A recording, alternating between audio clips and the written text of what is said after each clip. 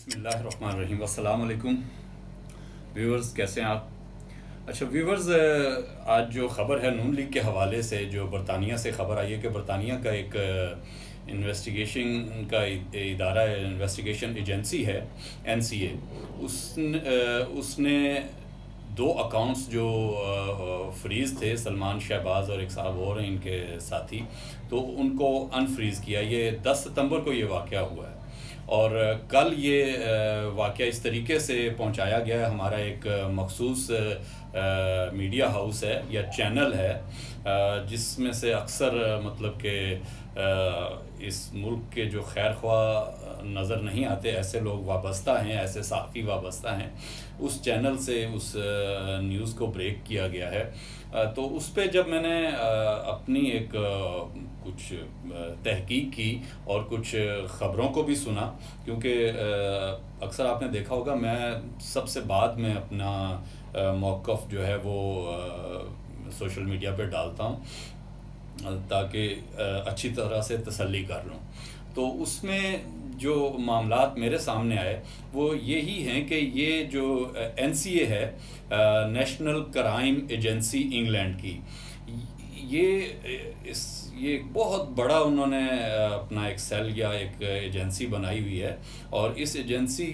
کی جو کارکردگی ہے کہ آپ نے پچھلے دنوں میں کچھ سنا ہوگا کہ کچھ ممالک کی لوٹی ہوئی دولت جو ان کے حکمرانوں نے لوٹی تھی، وہ دولت ان ملکوں کو واپس کی گئی، اور ساتھ میں کچھ مجرمان کو بھی ان ملکوں کے حوالے کیا گیا۔ لیکن پاکستان کا معاملہ میں نے کئی دفعہ ذکر کیا ہے کہ یہ معاملہ برطانیہ، امریکہ یا یورپ یا یورپی یونین کے لیے ذرا پاکستان کو انہوں نے کچھ اچھے ان کے نہیں ہیں انداز، کیونکہ خاص کر لندن میں اس وقت بے تحاشا پاکستان دشمنوں کو انہوں نے پناہ دی ہوئی ہے۔ یہ قصہ اگر بہت پیچھے سے شروع کیا جائے تو میں نے جو شیخ مجیب سے آپ کو بتایا تھا کہ جب وہ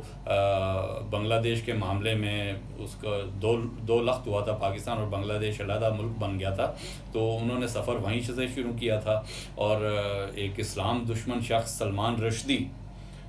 لوگ بھول بھی گئے ہوں گے اس کا نام، وہ بھی وہیں پہ قیام پذیر رہا ہے۔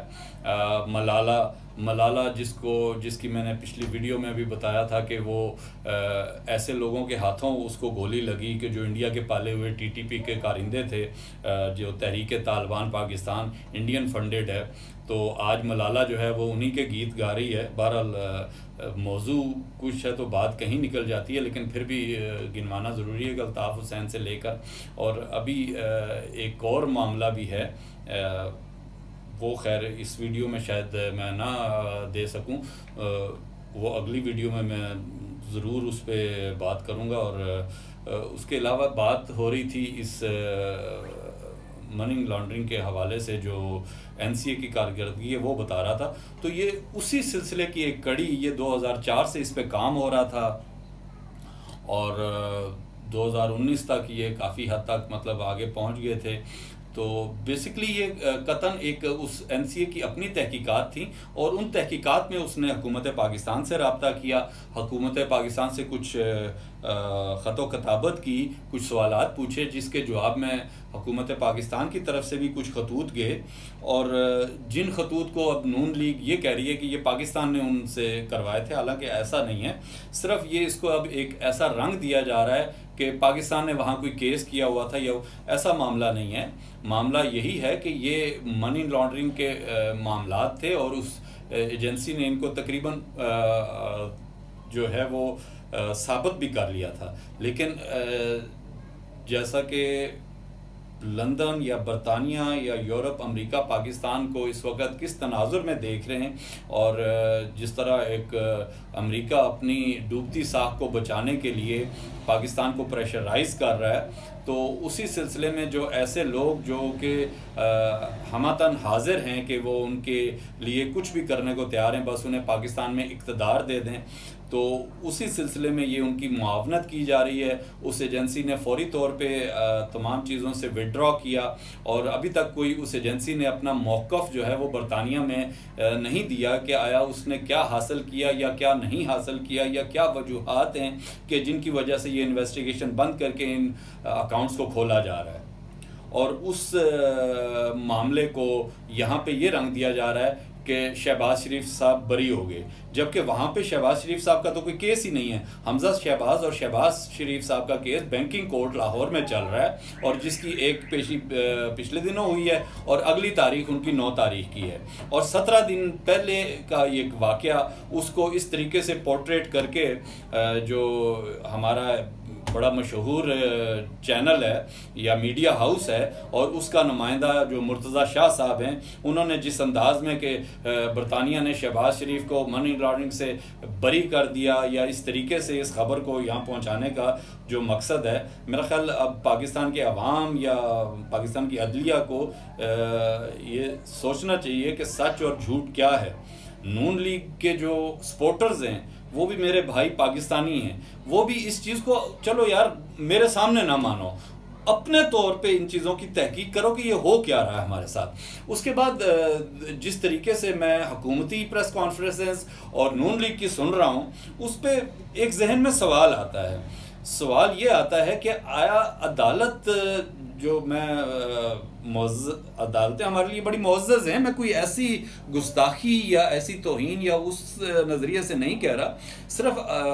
عدالتیں اس ملک کی ہیں اور عدالتوں میں جج اور وکلا اور جتنے بھی ادارے ہیں وہ ہم میں سے ہیں، ہم ان میں سے نہیں ہیں. وہ ہمارے ادارے ہیں اور وہ ہم میں سے ہیں. آیا انہیں کوئی مطلب کہ یا تو کوئی قانون ہو جس پہ جیسے کل ایک وہ اس کی درخواست تھی صدارتی نظام کی، وہ عدالتی دائرہ اختیار میں نہیں تھا، وہ مسترد ہو گیا، وہ تو ٹھیک ہے. لیکن چھوٹے چھوٹے معاملات پہ ایس او پیز جو ہیں وہ عدالتیں میرا خیال بنانے کے لیے کوئی مسئلہ نہیں ہے. کہ جیسے نون لیگ کہہ رہی ہے کہ جو ہے کوئی معاملہ ہی نہیں ہے، حکومت جھوٹ بول رہی ہے، اور جبکہ حکومت یا ایف آئی اے نے جو اپنے 5 باکسز دیے ہیں ثبوتوں کے، اور ان ثبوتوں میں جو 20 اکاؤنٹس کا ذکر 20 لوگوں کا ذکر ہے، ان کے 27 اکاؤنٹس ہیں، اور ان 27 اکاؤنٹس میں 55,000 ٹرانزیکشنز ہیں، اور ٹوٹل معاملہ ہے 32 ارب کا. اور وہ اکاؤنٹس اس شوگر مل کے کسی کلرک کے ہیں، کسی ڈرائیور کے ہیں، کسی مالی کے ہیں. اب یہ ایف آئی اے اور حکومت کا موقف ہے. تو ایک پارٹی کہہ رہی ہے کہ یہ سب کچھ جھوٹ ہے، دوسری پارٹی کہہ رہی ہے یہ سب کچھ ہے. اور عوام کو گمراہ کون کر رہا ہے؟ حکومت کر رہی ہے یا نون لیگ کر رہی ہے؟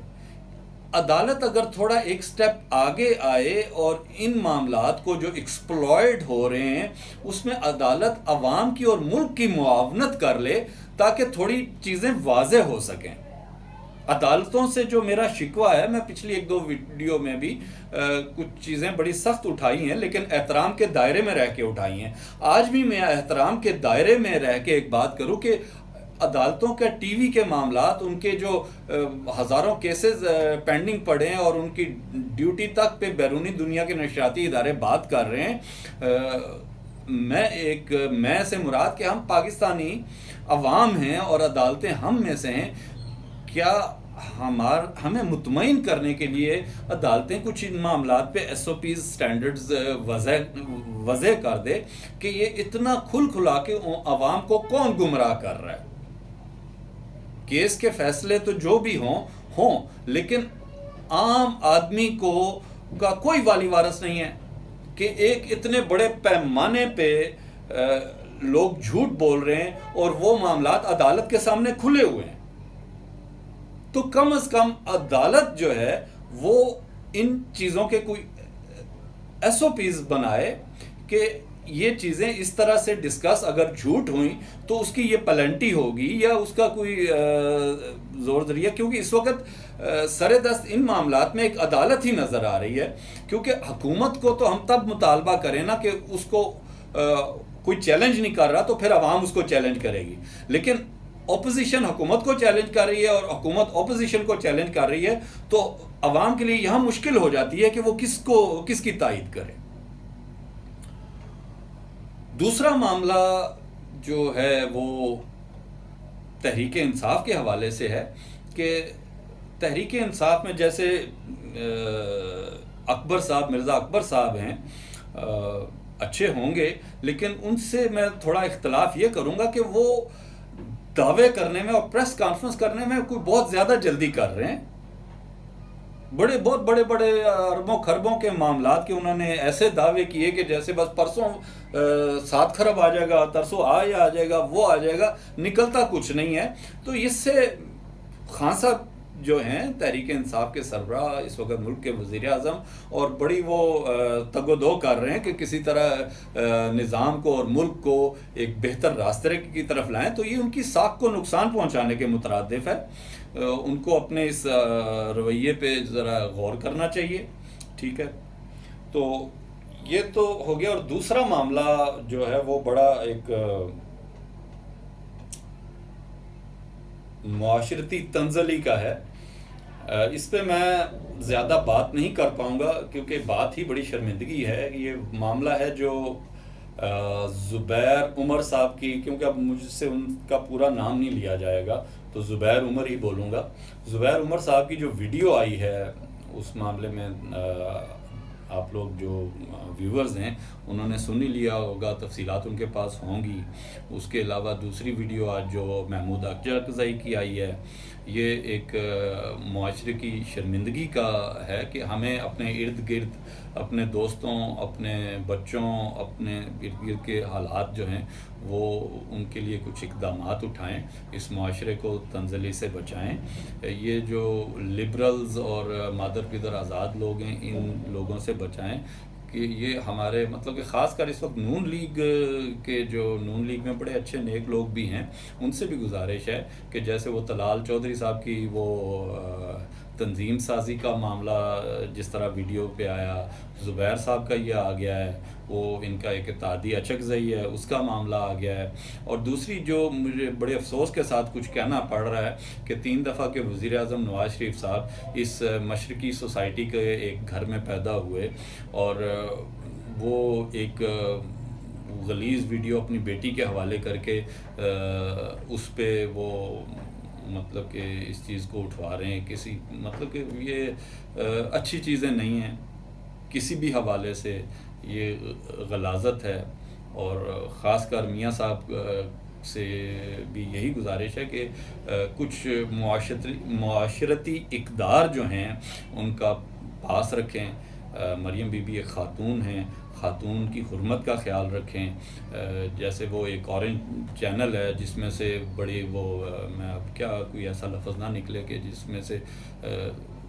پاکستان مخالف اور مشرق مخالف اور اسلام مخالف قسم کی صحافت ہوتی ہے، اور اس پہ اکثر یہ نغمہ لگا رہتا ہے کہ کہاں ہے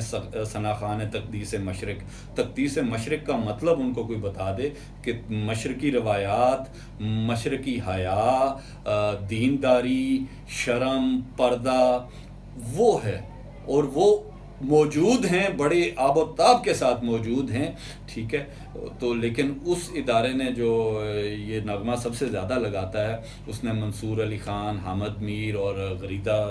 محترمہ جو ہیں ان کے جیسے لوگ پیدا کیے، اور ماروی سرمد جیسے لوگوں کی وہ چینل نمائندگی کر کے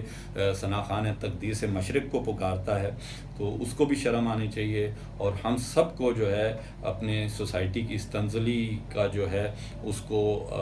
اپنے اوپر بوجھ سمجھ کے اس کی بہتری کے لیے کردار ادا کرنا چاہیے۔ السلام علیکم۔